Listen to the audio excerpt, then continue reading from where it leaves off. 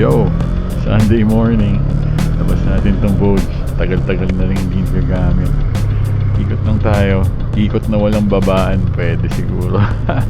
Medyo nawawala na akong gana mag-ride lately kasi dahil dun sa Cab Pro issue dahil sira pa rin yung taillight niya. Dadalhin natin sa Bristol this week. Hopefully loose connection lang at walang kailangang abangan na parts na matagal dumating. Mahirap maghintay Kaya yun, nakatenga lang mga motor. Wala rin Friday night ride. Wala masyadong ganap. Kaninang umaga, nag-breakfast kami ng anak ko kasi nag-aaral mag-drive yun. Although marunong na siya, kaya na niya mag-solo. Pero ini-evaluate ko pa kung talagang legit na. So far so good. Sumasabay na siya sa flow ng traffic ngayon. Dati sobrang bagal niya, 40 to 50 kph lang. Pero ngayon, maganda na yung takbuhan niya. Tsaka nakakaiwas na siya sa mga potential na yung mga jeeps na biglang pumapara, yung mga ganyan. Ngayon, yung Cab Pro, punas-punas lang sa bahay, garahe. Pinapa-under ko lang paminsan-minsan para ma-charge lang yung battery. Siguro bukas iikot ko sa village para lang mas totoong ma-exercise yung baterya niya. Mahirap nang ma-discarga pag lalo na pag oras na ng schedule sa Bristol tapos biglang hindi mag-start. Sarap mag-ride. Oh my god, malamig-lamig pa rin ngayong umaga. Okay pa din. Feeling mo December pa din pwede pa. Tanghalin tapat ngayon. Dito lang tayo, ikot-ikot. Napakasarap talaga dali nito. Grabe. Oh my god. Yan, power baby, let's go. Kanina pala, dapat kami ni Mark yung magra-ride, magbe-breakfast sa Blake's. Kaso tinatawagan ko, hindi nagising agad Parang nagising siya alas 11 na ata Insomnia kasi yun Kaming dalawa nung anak ko, siya nag-drive. Blake's breakfast kami. Dapat tropical pero biglang naging Blake's kasi gusto niya mas malayo yung ida-drive niya. Siyempre pag bago ka nagda-drive, excited ka sa malayuan Hindi ka pa tamad. Sasamantalahin natin hanggat masipag pa siya magmaneho. Ang in-order nung anak ko, napakasarap na tapsilog ng Blake's. Sobrang sarap. Ang lambot ng baka nila, grabe. Kala mo steak yung kinakain Ako naman, syempre yung waffle nila, ganun pa rin, legit golden brown. Tapos dati sinuggest ko na sana whipped yung butter para mas madali i-spread. Ngayon, whipped butter na. Dati kasi parang sliced butter lang from the stick. Ngayon, di na. Mas saucy na yung presentation. Medyo matagal lang yung order kaya dapat pag mag-aalmusal kayo doon, may kasama kayong kakwentuhan kasi, or cellphone or whatever kasi gaantay kayo mga 15 to 20 minutes for your order kasi nga pine-prep nila from scratch. Madami-dami na rin yung mga customers kanina, halos puno May malaking family, may couple.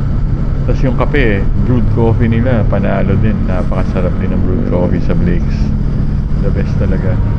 Kasi syempre habang naghihintay ka ng order mo, bibigyan ka ng Anli Cropek na may napakasarap na suka. Kaya wala, you can never go wrong with Blake's breakfast. Dito na tayo, Tandang Sora, let's go. Saan tayo pupunta? As usual, ikot lang. Busog tayo, kakakain lang ng lunch. Ganda ng jeepney May ganyan yung anak ni Nick Green. Social. Si Nick pala, inimbita natin. Kaso, wala nang isnab na naman ang buta. Hindi na naman sumagot. Sungit talaga nun Dami ng motor, di naman ginagamit. Benta mo na yan, Brad. Umapay-pay yung jacket natin, yung collar ng jacket sa helmet. Magasgas naman itong aray natin. Oh my god. Ingatan natin to. Dapat naka-zip up to ng gusto kaso medyo bukas sa dibdib ang bilis nun hanip si kuya, big time. Ang bilis. Ginuhitan tayo chill lang tayo dito. Appreciate lang natin yung weather ba. Tanghalin tapat na may konti pang lamig. Hanggang kailan kaya tong weather na to? Pag big bike, syempre, pwede tayo sa loob, pwede tayo sa labas. Advantage, big bike. Sunday ngayon, di masyado traffic, kaya swabe lang yung takbuhan natin. Luwag oh. Ganda eh. Sana ganito lagi, no? Nung kapanahunan namin, ganito lang kaluwag eh. Yung mga Vegas boys naman, pag ganito yung... wow, ang dami nila. Pag ganito yung daloy ng traffic sa kanila, sasabihin nila traffic. Pero syempre alam naman nila, nagmamaneho din sila dito sa Pilipinas eh. Kaya alam na talaga nila yung siksikan na traffic, lalo na sa south. Oh my god, grabe ang traffic dun.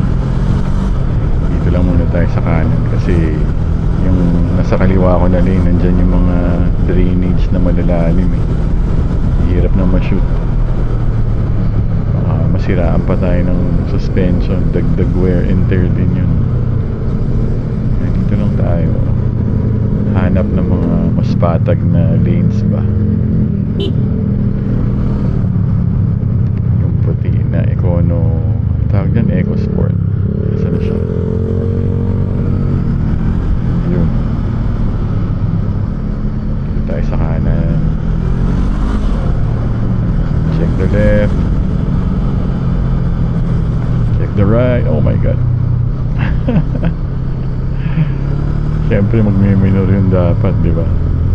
Diyan may lubak din sa kaliwa ko. Yun oh. Ilang beses na ako na-shoot dun sa Vespa.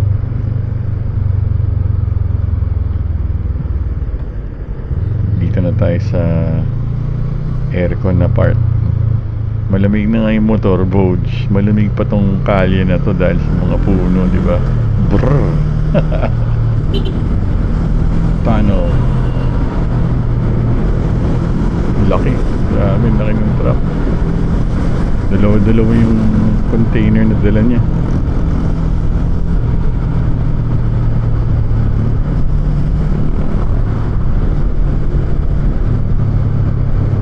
Sarap talaga pag maluwag. Grabe, cruising lang oh.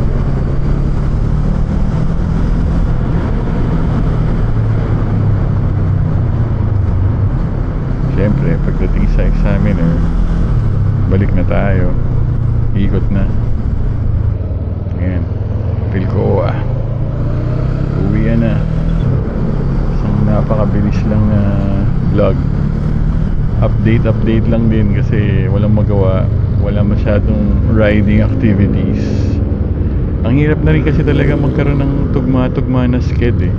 Meron tayong tropa na may mga balikbayan na kasama, kaya busy siya ngayon magpasyal ng mga bisita niyang balikbayan.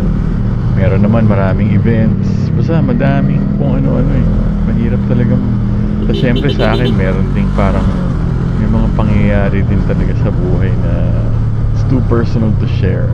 Yun yung mga dahilan kung bakit wala masyadong riding activities. Just the same, we're still enjoying the ride, we're still enjoying riding as much as we can. At tatapusin na natin dito. Sana nag-enjoy kayo kahit paano na ikot natin tong Boj. At huwag nyo nang i-share. Atin lang to. Maraming salamat sa mga nanonood lagi. Big shoutout pala kay Bike Repeat. Puro padjak na lang. Sama ka naman, Brad. DJ DLS. Peace out.